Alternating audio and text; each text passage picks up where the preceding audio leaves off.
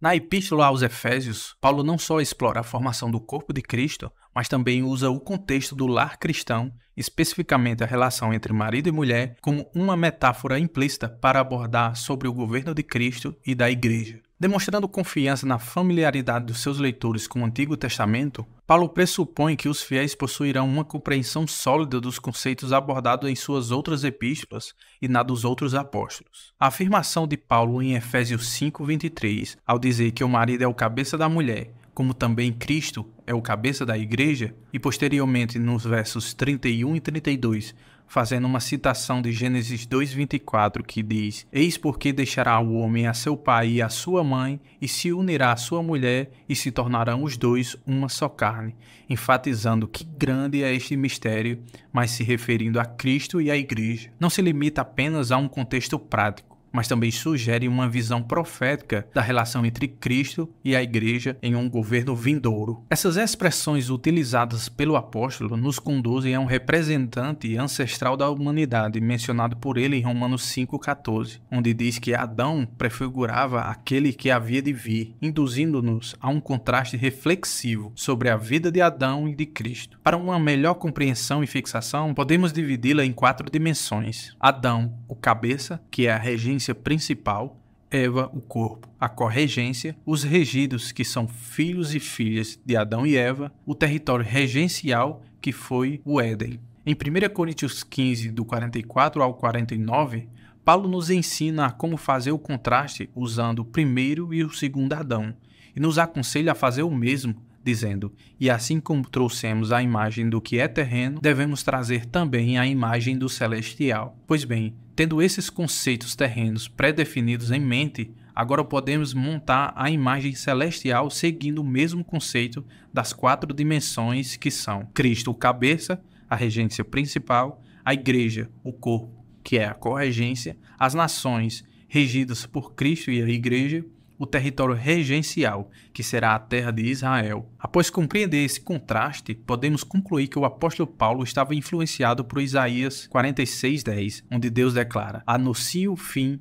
desde o princípio e desde a antiguidade as coisas que ainda não sucederam. Dessa forma, percebemos que Deus incorporou em Adão uma representação de um reino que surgiria no final. Paulo, em algumas instâncias, discorre sobre questões práticas com uma perspectiva futura, algo semelhante ao que Jesus fez ao afirmar em João 2,19: Destruam este templo e eu o levantarei em 3 dias. Certamente, Paulo já tinha esses conceitos do reino solidamente fundamentados. No entanto, durante aquele período, ele não pôde enfatizar temas mais complexos, conforme declarado em 1 Coríntios 3, 1 e 2, dizendo: Eu, porém, irmãos, não vos pude falar como a espirituais, e sim como a carnais, como a crianças em Cristo. Leite vos dei a beber, não vos dei alimento sólido, porque ainda não podíeis suportá-lo. Nem ainda agora podeis, porque ainda sois carnais. Por isso, ele deixou conceitos implícitos para nós cristãos do futuro, que estaríamos edificados sobre o fundamento dos apóstolos e profetas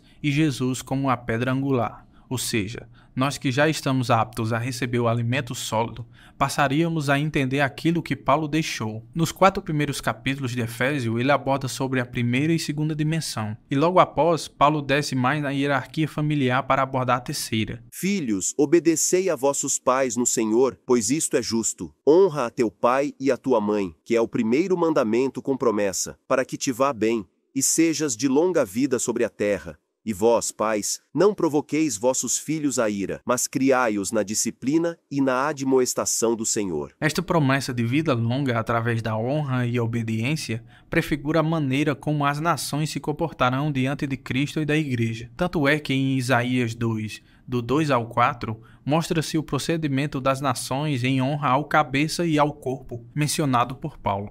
Nos últimos dias, acontecerá que o monte da casa do Senhor será estabelecido no cimo dos montes, e se elevará sobre os outeiros, e para ele afluirão todos os povos. Irão muitas nações e dirão: Vinde, e subamos ao monte do Senhor e à casa do Deus de Jacó, para que nos ensine os seus caminhos, e andemos pelas suas veredas, porque de Sião sairá a lei, e a palavra do Senhor, de Jerusalém. Ele julgará entre os povos e corrigirá muitas nações. Estas converterão as suas espadas em relhas de arados e suas lanças em podadeiras. Uma nação não levantará a espada contra outra nação, nem aprenderão mais a guerra.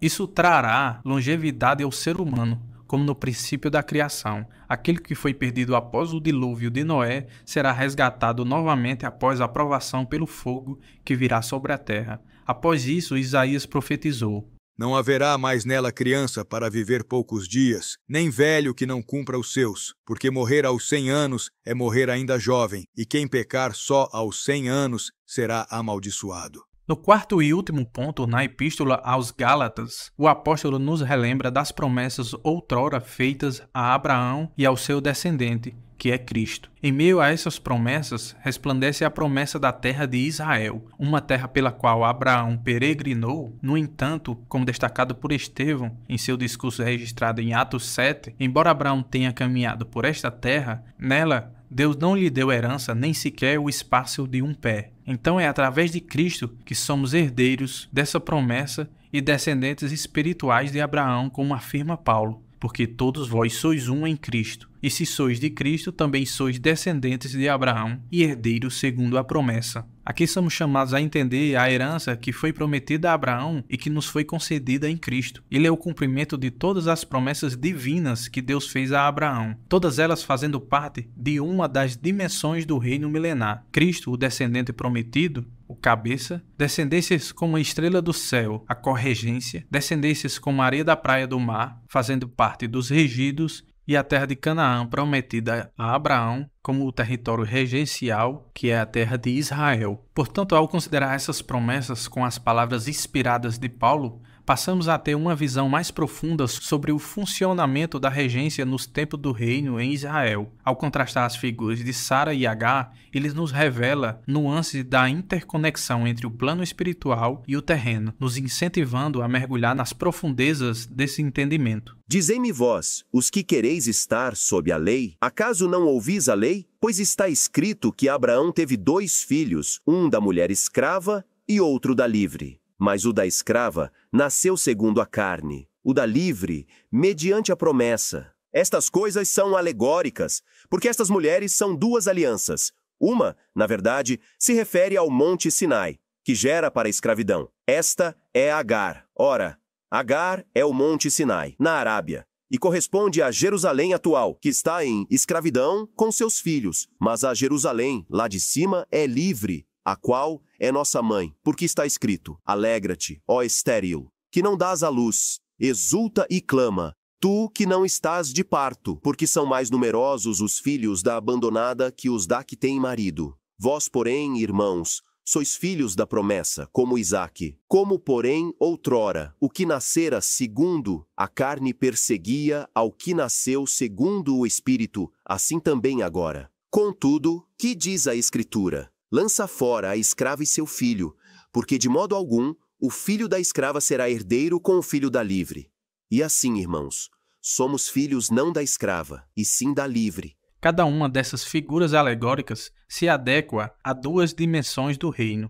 Sara, Isaque e Cristo, e a Igreja, respectivamente, aponta para a regência e corregência. São esses os filhos da promessa e as estrelas do céu que representam uma descendência espiritual prometida a Abraão, que terá acesso à Nova Jerusalém, como corroborado pela revelação de Cristo em Apocalipse 24:6. E viveram e reinaram com Cristo durante 1000 anos. Os restantes dos mortos não reviveram até que se completassem os 1000 anos. Esta é a primeira ressurreição. Bem-aventurado e santo é aquele que tem parte na primeira ressurreição. Sobre esses, a segunda morte não tem autoridade. Pelo contrário, serão sacerdotes de Deus e de Cristo, e reinarão com ele os 1000 anos. Agar e Ismael correspondem a Jerusalém atual, uma descendência segundo a carne, que é comparada à areia da praia do mar.